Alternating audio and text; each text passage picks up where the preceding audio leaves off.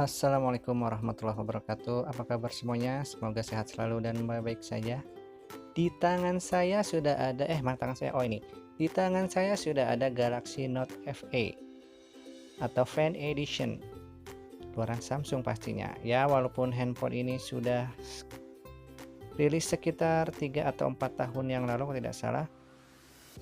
Ya, bagaimana sih kalau kita pakai si Note FE ini di tahun 2020? Apakah masih oke atau udah ketinggalan zaman? Ya, kita akan review sedikit. Si Note FE ini adalah pengganti si Note 7 yang sempat ramai kasusnya waktu itu ya, meledak tiba-tiba. Katanya sih ada kesalahan di arsitektur baterainya yang agak lebih besar ya daripada si Note FE ini. Secara spesifikasi sih nggak jauh beda ya, dari software, dari chipset semuanya tuh sama si Note 7 ini, cuman beda di kapasitas baterainya. Si Note FE ini 3200 mAh, sedangkan Note 7 itu 3600 mAh. Note FE yang saya punya ini sih sudah ada di Android Pie ya. Kayaknya sih udah mentok dari Samsung, udah nggak ada update lagi, nggak mungkin kayaknya ke Android 10 atau Android Q, dan sudah di One UI version ya. Cuman ya kayak sih mentok di One UI 1.0, nggak ada update ke yang 2.0 yang kayak Samsung keluaran tahun-tahun sekarang ya, yang sudah di One UI 2.0. Cuman ya overall sih HP ini saya beli second masih lumayan mulus, ada sedikit dent kecil, cuman kalau masalah dari layar nggak ada shadow, nggak ada tompel, nggak ada dead pixel, masih mulus lah bisa dibilang. Dan S Pen juga masih normal, masih lancar. Mungkin sih agak lag sedikit karena banyak yang bilang si Note FE ini ketika diupdate ke versi Android dan One UI itu S Pen-nya agak sedikit lag ya. Saya kurang tahu juga, mungkin teman-teman ada yang bisa jelasin juga atau mungkin bisa ada tambahannya di kolom komentar. Dari segi keamanannya sih sudah ada fingerprint, sudah ada iris scanner. Malah si iris scanner ini sekarang udah nggak ada ya di seri-seri Samsung flagship sekarang ya, dari mulai Note 10, dari seri S10 itu sudah tidak ada iris scanner, padahal itu penting ya, maksudnya udah jarang gitu HP sekarang yang ada iris scannernya. Sayang sekali sekarang udah dihilangin ya dari seri-seri flagship Samsung. Saya juga dapat ini flipcase ori dari Samsungnya kebetulan, alhamdulillah. Ini emang flipcase ini dirancang khusus buat si Note FE, jadi emang ketika kita pasang si flipcase ini ya, fitur-fitur emang sudah terintegrasi sama si Note FE ini ya. Ketika ditutup langsung mengunci layarnya atau tampilannya, displaynya langsung berbeda. Kalau dijual sih mungkin di luar sana masih ada yang jual yang orinya, mungkin ya harganya masih ratusan ribu, cuman banyak juga yang KW-nya kemarin saya lihat juga. Cuman ya kalau zaman sekarang kayaknya pakai flipcase yang kayak gini udah kayak gimana ya, kayak kurang pas aja, apalagi kalau kayak anak muda pakai kayak gini mending pakai hardcase atau softcase biasa kali ya. Rasanya juga udah tua juga sih saya ya, cuman ya tetap aja sih emang kayak kurang pas aja kalau kita pakai sekarang, kayak kesannya kayak HP jadul gitu ya pakai flipcase kayak gini ya. Mungkin selera masing-masing juga berbeda-beda ya. Terus yang sangat disayangkan sih si Note FE ini belum mendukung si Bixby Voice ya. Padahal si Bixby Voice ini fitur-fiturnya sih lebih bagus daripada Google Assistant menurut saya, karena si Bixby ini khusus memang di develop Samsung buat perangkat-perangkatnya, kayak bisa buka kunci layar dan yang lain-lain yang si Google Assistant nggak bisa lakuin. Sebelumnya saya megang Note 8, maksudnya punya Note 8 tuh biasa ada tombol di situnya tuh, ada tombol khusus buat Bixby Voice.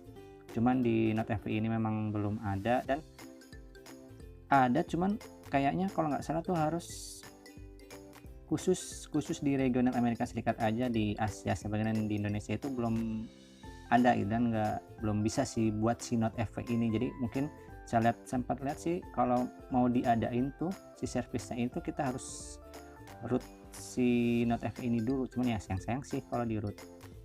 Dan yang paling diunggulin dari si Note series ini itu ya S Pen ya, kita tahu sendirilah seri Note itu punya privilege sendiri di S Pen nya, yang fitur-fiturnya tuh nggak ada di seri Samsung yang lain, kayak Live Message, kayak Bixby Vision, kayak magnifying, kayak yang lain-lain ya, kayak gini misalnya contohnya kayak live messaging gini, kita bisa nulis, ada efek-efek glow, efek-efek love-nya dan lain-lain. Cuman kayaknya sih nggak terlalu bergunanya kalau di Indonesia ya, paling ini kalau disimpan formatnya kayak format GIF gitu, mungkin langsung kita bisa kirim lewat WhatsApp gitu ya. Cuman ya kayaknya kurang apa ya, kurang populer juga kali ya di Indonesia.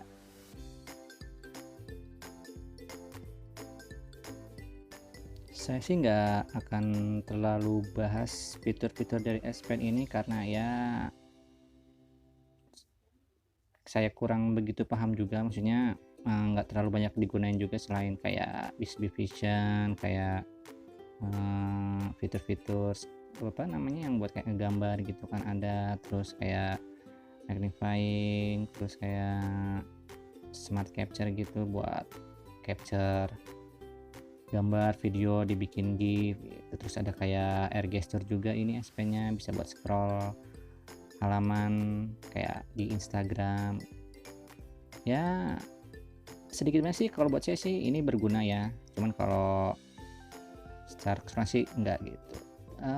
Buat kamera, terus kameranya ini punya resolusi 12 megapiksel kamera belakang, kamera depan itu 5 megapiksel dengan fitur-fitur ya. Kalau buat dibandingin HP-HP zaman sekarang mungkin yang bisa 3-4 kamera ya mungkin ya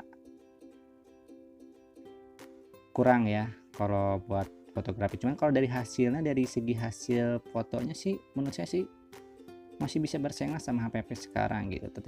Tinggal tergantung kitanya aja maksimalin fitur-fitur yang ada di kamera si Note FE ini ya. Ada fitur-fitur juga lumayan banyak sih, ada fitur ya foto kayak ini, ada selective focus juga. Selective focus itu kayak misalkan kalau HP zaman saya itu ada layar kameranya bisa ada dua tuh, ada kamera yang utama, terus ada kamera TOF-nya, ini juga bisa dibikin blur gitu. Cuman ya ini lebih ke software aja ya, bukan ke hardware. Jadi kita foto nanti efek blurnya tuh bisa kita pilih gitu, mau blur di sekitar si objek atau si objek itu yang kita blur, kayak KPI aja di blur ya.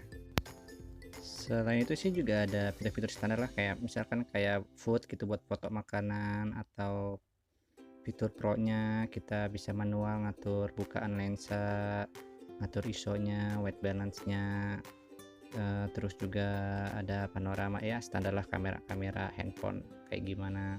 Terus video ya, hasil video juga lumayan karena kamera si Note FE ini sudah ada OIS nya, cuman saya belum ada Edge nya. Jadi ya kalau buat video oke sih, nggak hasilnya juga nggak dibilang bagus ya bagus, dibilang biasa ya nggak biasa juga.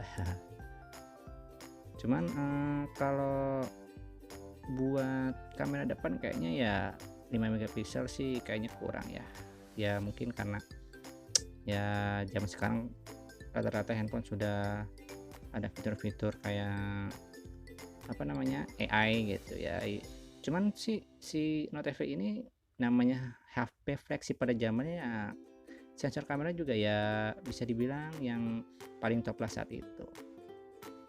Kalau emang kan kurang puas, bisa kok diinstal Gcam, cuman ya susah sih emang buat Exynos tuh diinstal Gcam. Cuman sih kebetulan saya bisa ini Gcam-nya Gcam for Exynos ya, ada net side-nya juga, ada pilihan net side, ada dark, ada buat biasa. Kalau dibanding sama Gcam buat HP-HP yang chipsetnya Snapdragon ya agak beda sih tampilannya, dari displaynya, dari fitur-fiturnya juga nggak kayak Gcam yang biasa gitu. Cuman ya namanya mod ya, banyak bugnya, jadi buat kamera depan ya nggak bisa jadi bisa kamera belakang doang gitu ya. Ini fitur-fiturnya. Terus ini sih developernya sih kalau nggak salah apa ya namanya, Idan kalau nggak salah ya, saya lihat di XDA developer ya. Lumayan sih bisa install, kalau yang lainnya susah buat install, kecuali seri Note 8 ke atas tuh baru lumayan banyak. Kalau Note F ini emang agak susah buat nyarinya, buat si Exynos 8890 ini. Ini hasilnya stok kamera flash Gcam ya, tinggal di bandingin aja. Boleh buat saya sih, nah nih fitur slow motionnya, begitu kenapa upload ada error dikit, jadi saya nggak bisa langsung dari kamera, jadi saya rekam sendiri nih tuh slow motionnya. Ada fitur slow motion, saya lupa tadi saya bilang. Lumayan sih, cuman kalau di kondisi kurang cahaya agak jelek ya. Ini hasil perekaman videonya di FHD plus ya. Bisa lihat gimana voice-nya bekerja bagus sekali. Nah sekarang kalau buat main game, gimana nih buat main game berat? Ya saya coba sih, saya main COD karena saya emang kurang suka main game, paling ya COD doang sih yang saya mainin selama ini.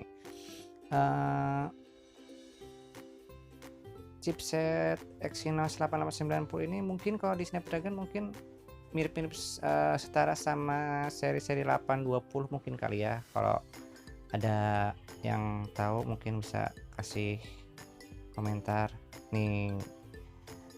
Buat grafiknya aja mentok di low secara default, dan frame rate nya cuma bisa di medium ya. Emang sih emang handphone ini kurang pas kayaknya kalau buat main game-game berat macam Call of Duty ini aja main sebentar aja udah berasa panas ya. Kayaknya harus banyak-banyak sediain paracetamol buat nurunin panasnya ya. Jadi gampang lag, jadi ya kurang nyaman aja sih kalau buat main game. Kalau menurut saya kayak semacam apa ya, memang bukan peruntukannya lah buat main game handphone ini, si Note FE ini. Cuman mungkin kalau buat main game-game kayak game cacing mungkin ya, mungkin masih oke lah ya. Cuman kalau kayak PUBG, kalau MOBA apa Call of Duty ini, terus kayak Mobile Legend ya mungkin ya kurang cocok. Jadi kesimpulannya, Note FE ini kalau untuk jadi daily driver di tahun 2020 sih ya tergantung. Kalau cuman buka handphone buat sosmed, buat chatting, atau buat foto ya yang biasa-biasa aja, atau buat aktivitas bisnis mungkin kayak mobile banking atau yang lain yang semacamnya gitu ya, mungkin masih oke, masih ya masih bisa lah di tahun 2020. Karena saya sendiri saya pakai buat daily driver, karena sebelumnya saya pakai RG V30 yang nanti akan saya review juga di tahun 2020 ini kayak gimana. Tapi ya kalau kamu buat main game kayak tadi misalkan PUBG atau COD ya kayaknya nggak cocok deh. Lebih baik cari handphone yang lebih mumpuni dibanding si Note FE ini. Sekian buat review saya, terima kasih. Wassalamualaikum warahmatullahi wabarakatuh.